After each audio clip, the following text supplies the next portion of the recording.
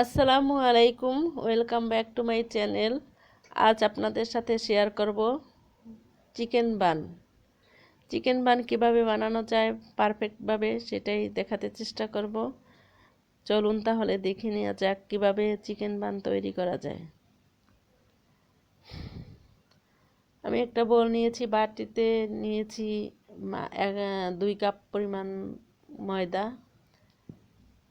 সামান্য তেল দিয়ে দিয়েছি।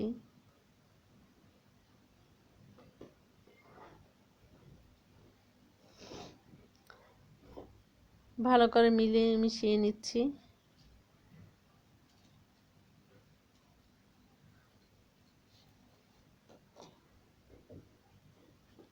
ইস্ট দিয়ে দিয়েছি আমি 1 টেবিল চামচ।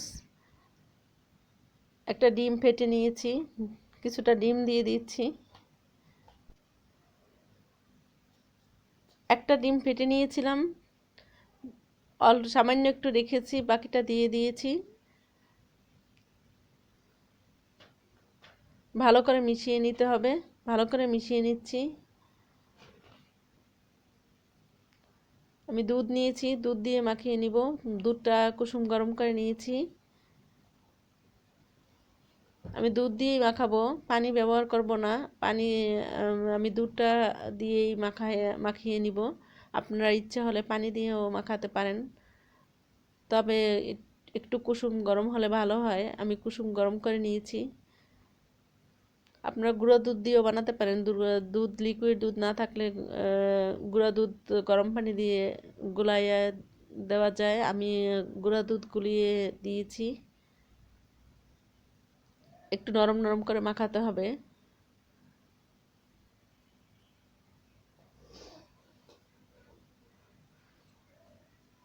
ভালো করে মিশিয়ে নিচ্ছি।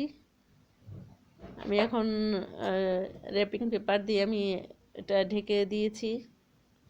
1 ঘন্টার জন্য রেখে দিব। 1 ঘন্টা পর ফিরে এসেছি।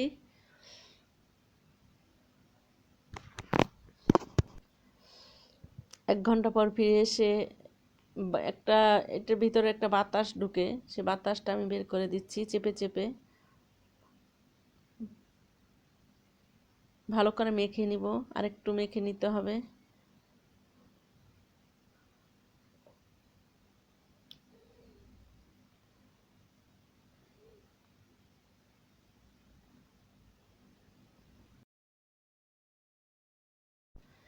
চিকেন বান তৈরির জন্য আমি পুর তৈরি করব।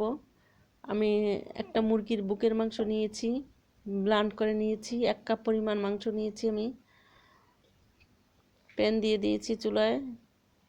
এখন তেল দিয়ে দিয়েছি 2 টেবিল চামচের পরিমাণ তেল দিয়েছি। তেলের ভিতরে আমি মাংসটা দিয়ে দিচ্ছি। মাংসটা ভেজে নিব। এখানে 1 চা চামচ আদা, 1 চা চামচ রসুন বাটা, হলুদ বাটা আধা চা চামচ, মরিচের গুঁড়া আধা চা চামচ দিয়েছি।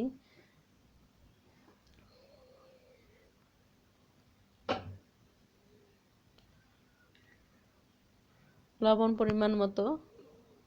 ভালো করে এটা ভেজে নিচ্ছি আমি। যেহেতু এটা ব্লান্ড করা মাংসটা, এটা ভালো করে ছাড়িয়ে ছাড়িয়ে ভেজে ভেজে নিতে হবে।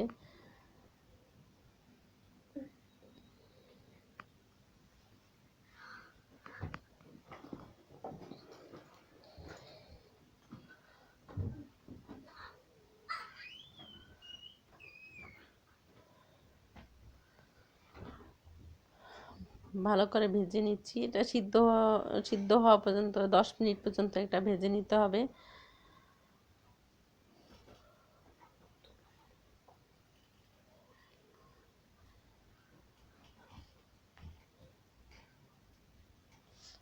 কিছুটা গাজর কেটে নিয়েছি, পেঁয়াজ কেটে নিয়েছি।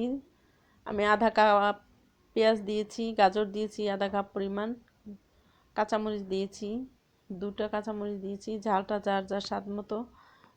গোলমরিচের গুঁড়া দিয়ে দিয়েছি আমি হাফ চা চামচ। টেস্টিং সল্ট দিয়েছি 1 চা চামচ।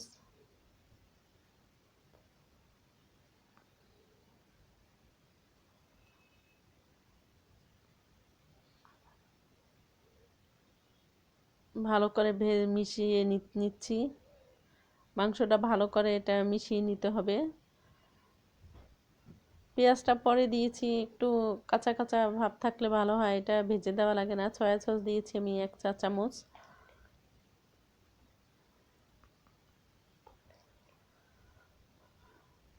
পুরটা আমার রেডি হয়ে গেছে। বেশি সবজি দেওয়া যাবে না, মাংসটাই পরিমাণ বেশি থাকতে হবে।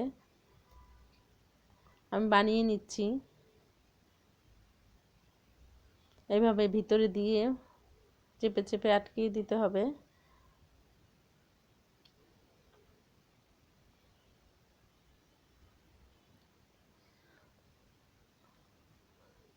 একটা বানিয়ে দেখাচ্ছি আপনাদের কিভাবে বানাই। এই বানিয়ে নিয়েছি, সবগুলো আমার বানানো হয়ে গেছে। আমি এখন ঢেকে রাখবো 1 ঘন্টার জন্য। 1 ঘন্টা পর ফিরে এসে আমি ননস্টিক প্যানে চুলায় দিয়ে দিচ্ছি,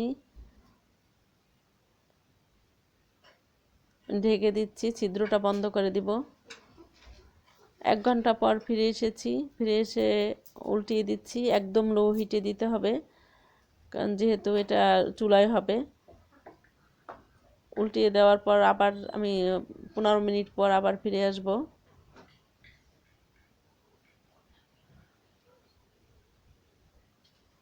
ঢেকে দিচ্ছি, 15 মিনিট পর আবার ফিরে এসেছি। ফিরে এসে আমি পরিবেশন করে নিয়েছি। একটা ভেঙে দেখাচ্ছি কতটা নরম হয়েছে, কত পারফেক্ট হয়েছে। একদম রেস্টুরেন্টের মতোই দেখতে, যতটা সুন্দর খেতেও ততটা মজা হয়। আপনারা বানিয়ে দেখবেন, আমাকে কমেন্ট করে জানাবেন। আমার চ্যানেলটি একটি লাইক দিবেন এবং সাবস্ক্রাইব করে আমার চ্যানেলের পাশেই থাকবেন, আবার যেন নতুন কোনো ভিডিও নিয়ে আপনাদের সামনে হাজির হতে পারি। আপনারা ভালো থাকবেন, সুস্থ থাকবেন, আমার জন্য দোয়া করবেন। আল্লাহ হাফেজ।